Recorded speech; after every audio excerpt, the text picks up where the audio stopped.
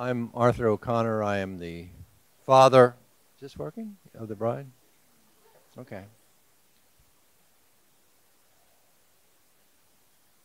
For those of you who've been to many weddings before, this is the part of the ceremony where the father of the bride gets up to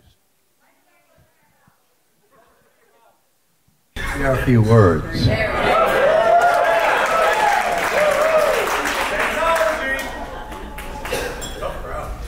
It's not a very good speech.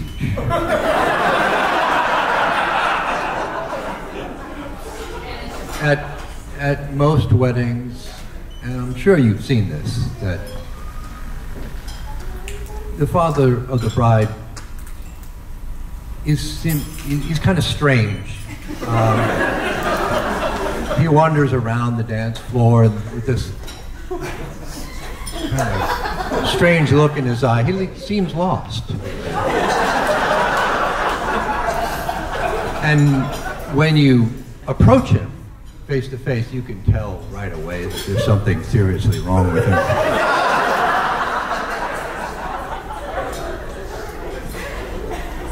I used to think it was because he's overwhelmed. And ladies and gentlemen, please believe me, I am overwhelmed. I can't believe so many wonderful people would come here to celebrate Julia and Zach's wedding, and I am overwhelmed. I am proud, I'm delighted, I'm honored, I'm just overwhelmed, but I can tell you as the father of the bride, it's a lot worse than that.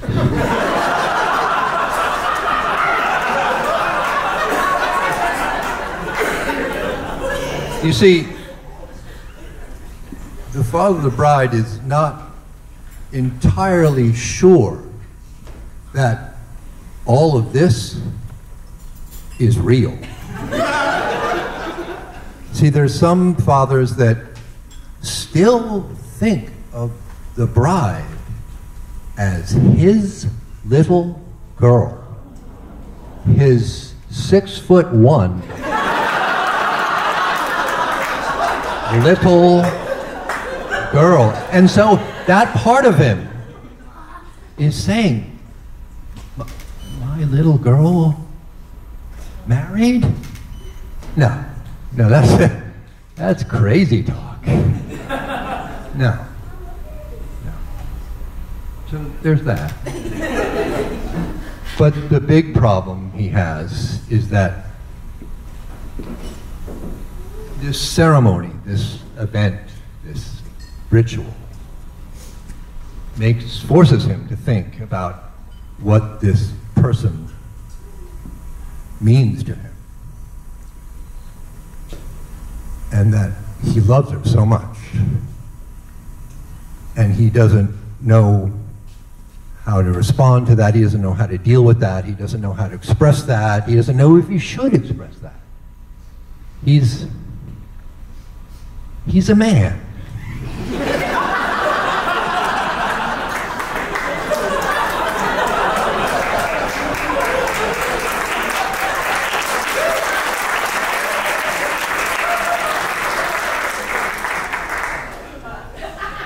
Now, they say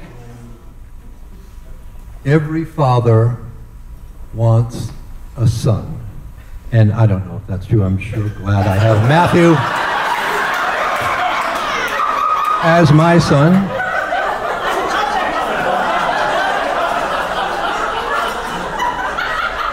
But I will tell you, and I'm sure there's a lot of daddies of little girls, past and present, will tell you there is something different. There's something magical.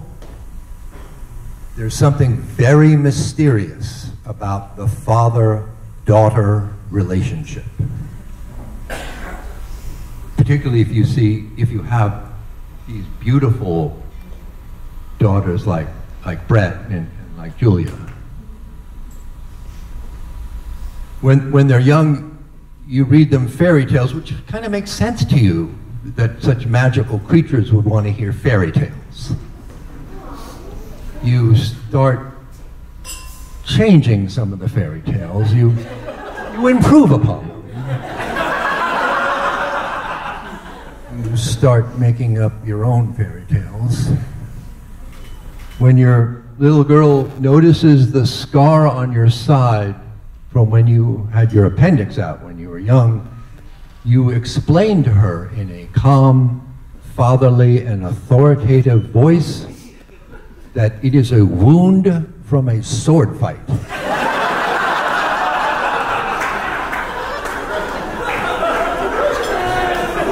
You had with a pirate.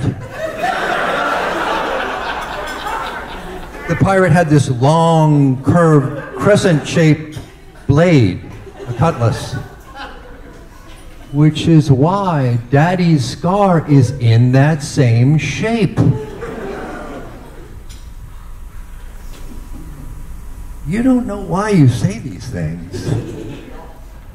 Maybe it's because your little girl seems so magical to you that you have to be magical in return.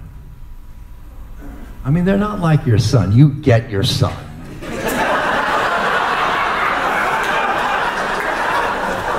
He's simply a younger, smaller, and disturbingly more intelligent version of you. Now, when your little girl starts to go to school,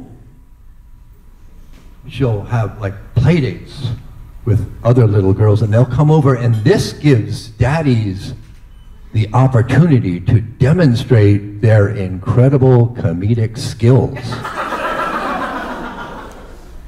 And you say to yourself, oh, my daughter's going to be the envy of her class when they find out how funny and entertaining their daddy is. No! This embarrasses her. Why? Why do daddies embarrass their little girls by telling such stupid jokes?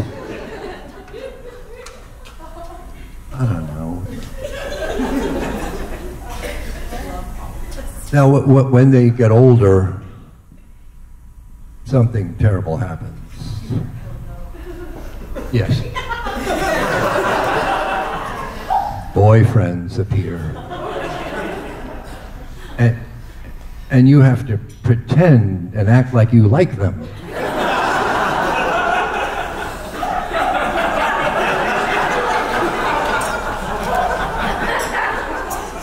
And you have to say things like, oh, you're going out, honey, with your friends? You want the car? Okay, sure, take the car. And you remember those hot summer high school nights when you asked your parents for the family car, and they gave you the keys, and what disastrous examples of parental judgment those turned out to be. And then your daughter goes to college, and then she's gone. Your daughter leaves home like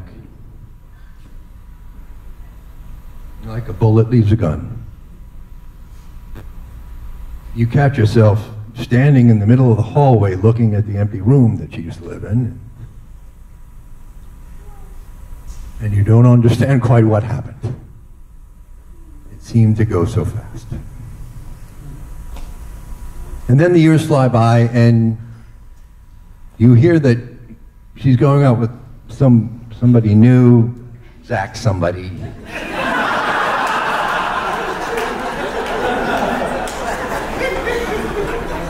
And something really strange happens. You meet him, and you actually like him.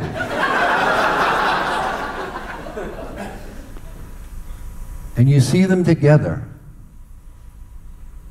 And that's when it hits you.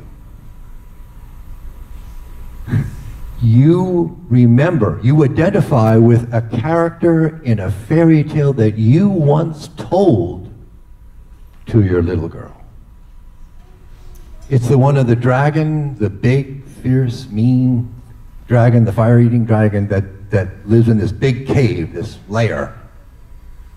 And if you remember, the dragon has all these big piles of gold and silver and jewels in his lair. And the thing to know about the dragon is that he has no use for the gold or the treasure. He hoards them, he protects them simply because they are of great value to others.